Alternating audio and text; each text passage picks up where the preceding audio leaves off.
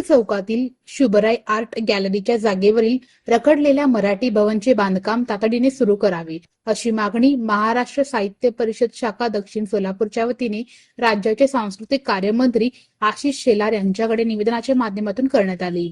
यावेळी कार्याध्यक्ष प्रशांत बडवे, कार्यवाह जितेश कुलकर्णी, कोषाध्यक्ष अमोल दाबळे, सल्लागार अविनाश महागावकर, प्रसिद्धी प्रमुख विनायक ओटकर, भारतीय जनता पक्षाचे माजी जिल्हाध्यक्ष शहाजी पवार आदी उपस्थित होते। महाराष्ट्रातील सोलापूर हे महत्त्वाचे शहर आहे। मराठी साहित्य, नाट्य, संगीत आणि विविध कला समृद्ध करण्यासाठी सोलापूरमधून अनेकांनी योगदान दिले आहे।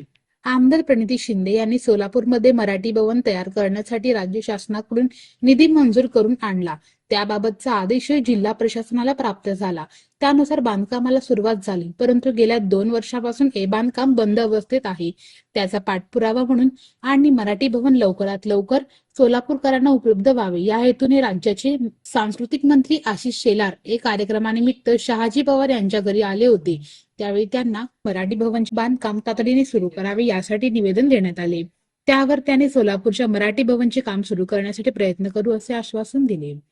महाराष्ट्र साहित्य परिषद शाखा दक्षिण सोलापूरचे कार्याध्यक्ष प्रशांत बडवे, कार्यवाह जितेश कुलकर्णी, कोषाध्यक्ष अमोल दाबळे, प्रसिद्धी प्रमुख विनायक ओटकर, सल्लागार अविनाश महागावकर यांच्या हस्ते हे निवेदन नामदार आशिष शेलार यांना देण्यात आले।